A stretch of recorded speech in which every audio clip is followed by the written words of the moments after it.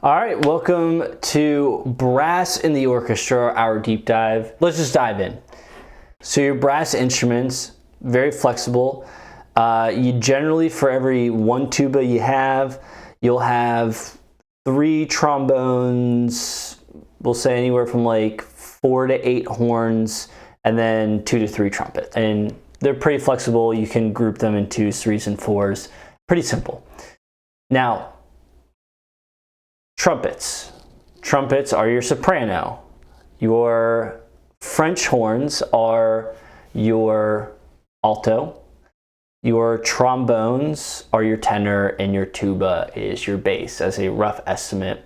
And again, your bass instruments, contrabass for strings, bassoon for winds, tuba for brass.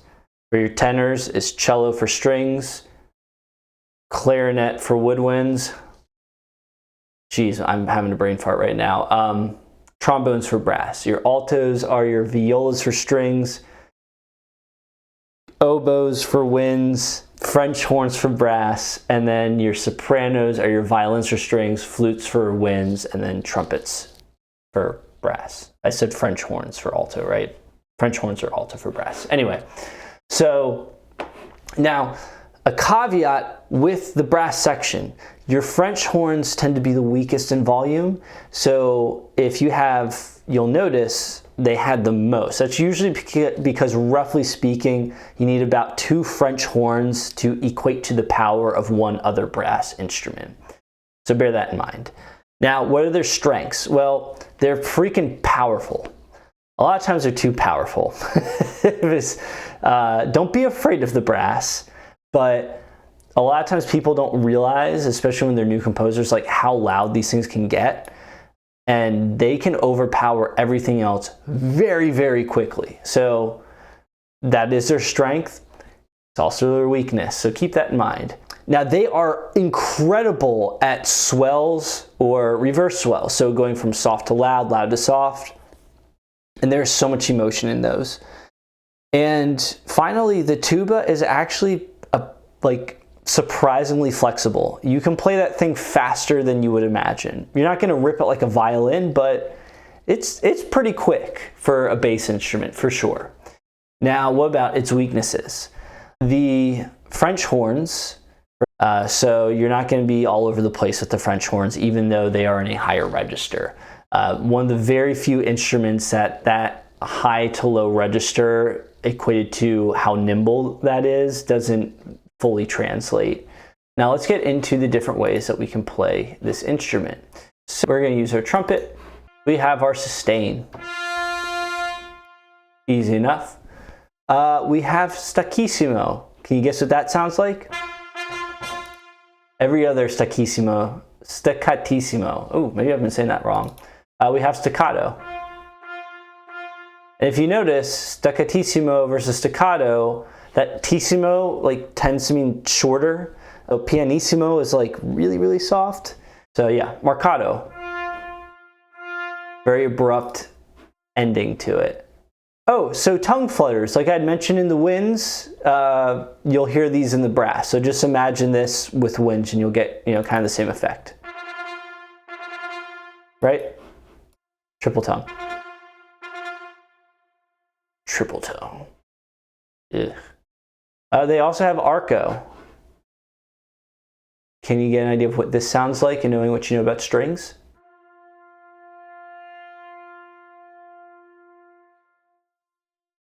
Has that arcing motion to it. Crescendo, I'm guessing SOC is forzando. That's pretty cool. So that sforzando kind of hits it at the beginning. Now you have mutes. So let's hear what these mutes sound like. I might have to turn this up so you guys can hear it because it's muted. Very New York in the 1960s.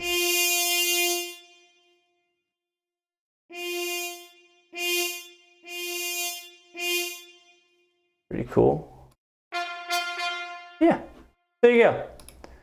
Some cool stuff with the horns. Now, let's hear what these sound like. So first of all, they're not really, well, let's start with fanfares. All right, I wrote this.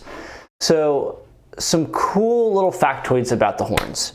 The horns used to not have valves. If you remember, like, have you ever seen a military movie and there's just the bugle that they're playing and it literally just looks like a swooped piece of brass, but there's no buttons on it, valves. They used to only be able to play different notes using different embouchure or how much they were blowing. And so that limited how much that they could play. And those, and I have it in here somewhere if I can find it.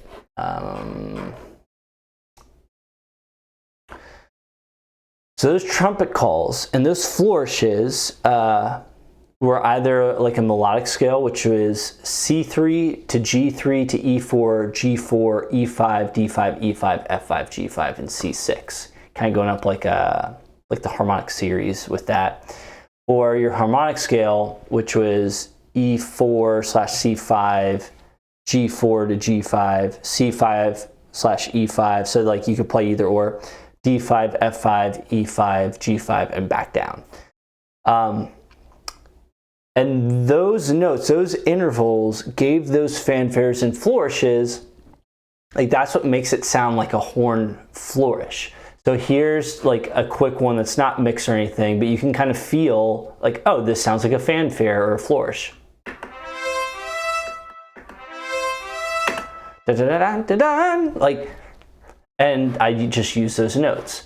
So keep those notes in mind if you want to have kind of that like fanfare horn feel, because that actually has a historical reason as to why that was. Cool.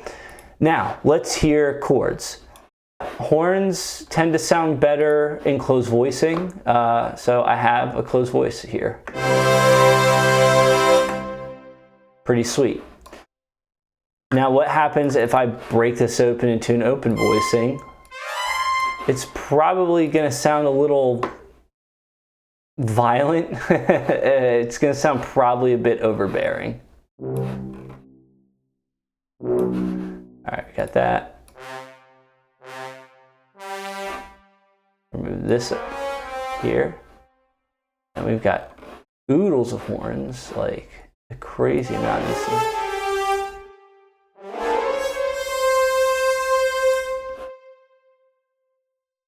Actually, I'd probably.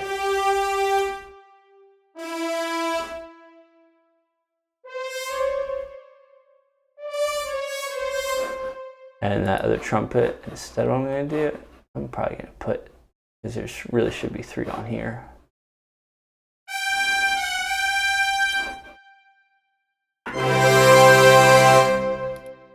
Versus, and these are played very powerfully. Again, if this was softer, you could do that. That said, you know, if you look at, I'd be interested to see this, but if you look at that B major chord that John Williams plays in Star Wars, I'd be interested to see how close the brasses are on that. But maybe they are pretty open, but he probably fills in a lot of that colors to make it more unified with the other instruments like your woodwinds and things like that. So yeah, brasses, in short, err on the side of closed voicing if you don't know what to do. For your homework, pick a chord, play with voicings, have fun, and I'll see you in the next lesson.